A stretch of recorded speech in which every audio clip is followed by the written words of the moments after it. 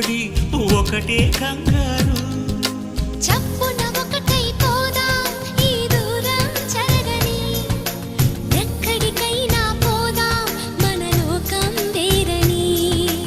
ఎవ్వరికి ఏ మాత్రం కనిపించం పొమ్మని, ఆ క్షణమే మన కోసం ఏకాంతం చూడని. చిటికే వేసి పిలిచే ప్రేమ మనతో చేరగా, మనలో చేరి కరిగే ప్రేమ